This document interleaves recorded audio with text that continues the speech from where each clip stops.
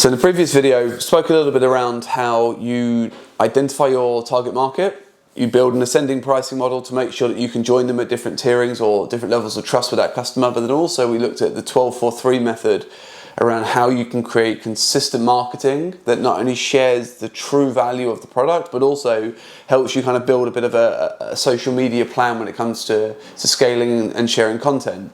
What I wanted to share in this video is once you've started to generate leads, once you've started to generate people through the website or people are actually looking at your content, is then what do you do after that? Because one of the most fundamental things to get right in this is that you do not leave money on the table. And what that means is if you're sharing with someone that a problem or a solution can be solved, but then you're not driving them towards a specific outcome such as a webinar or to download something or to book a call, you're teeing them up with the idea that this can be solved, but then the next thing they're going to go and do is find your competitors. So what we want to make sure we're doing is every other video, or Gary Vee would call it jab, jab, jab, right hook. So it's content, content, content, go for the ask. The whole thing you want to think about is where are you driving your traffic towards, and that's what I wanted to cover in this video today. So the first thing you want to be thinking about is you want to get people off of social media as quickly as possible, and you want to get them into some form of what would be called as either a funnel or some form of way of engaging with you directly. And one of the best ways to do that is to drive them towards something such as a scorecard, a diagnostics tool, or assessment. And the reason for it is you need to give them the realization of they are further away from their goal than they maybe thought they were. And what I mean by this is, let's just take cybersecurity, for example.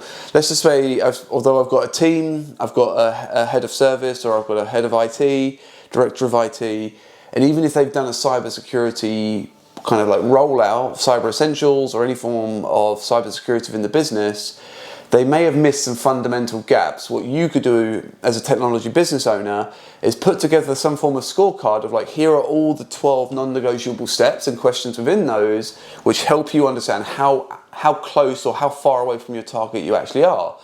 And so let's just say they think they're at 90%, they complete your scorecard and they realize they're actually at 60%, but it's really easy to get over the next hurdle. And this is where they have that admitted pain of, I thought I was at 90%, I'm actually at 60%. Now that's just one of the byproducts of some form of scorecard or assessment.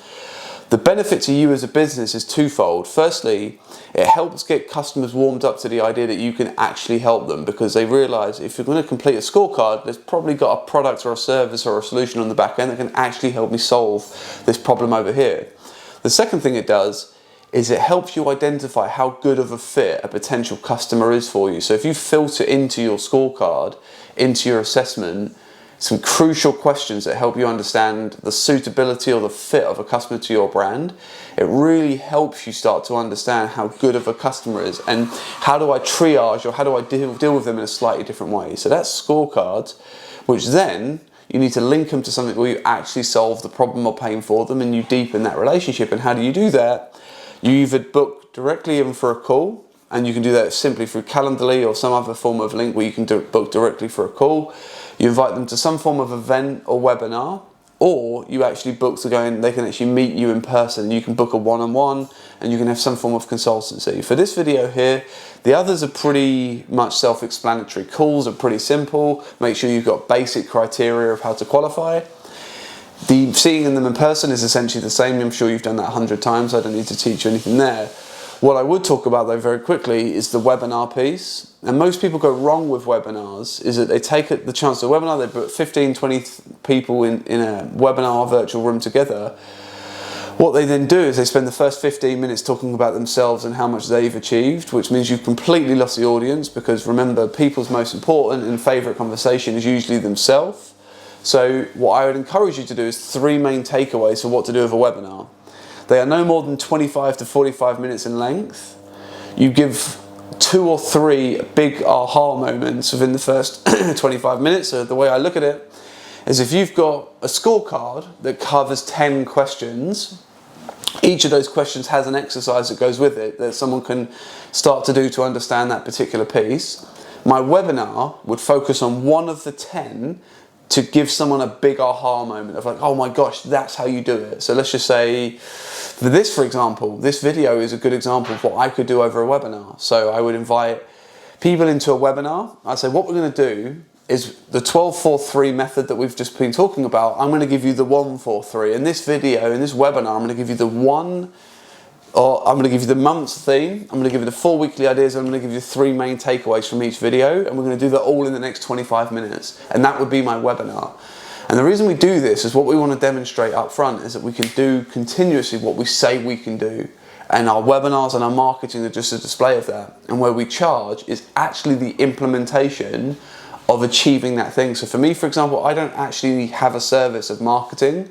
So I would either say go onto Fiverr, or I would support someone with it, or I would encourage them to find a junior level person or a marketing person to support them there. Where I have the sale is I say, hey, once you get your marketing right, let's get you up to a 75-85% conversion rate of those first time appointments. And that's where I would have the sale, because I sell first time training, I sell coaching, all of this kind of stuff, right?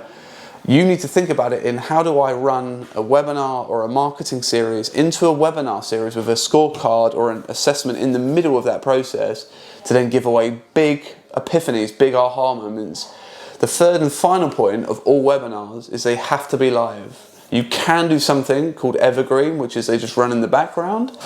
They can work, but the idea of a webinar is not to get through content. The idea of a webinar is to engage with an audience and demonstrate and build that relationship and demonstrate, that you can actually do what you say you can do. So hopefully this has been a little bit helpful for you. Hopefully it's given you a bit of a direction on where to go with a bit of marketing, a bit of webinar, and how to start generating traffic. Any thoughts, any comments, please feel free to reach out. Until the next video, God bless. Thank you.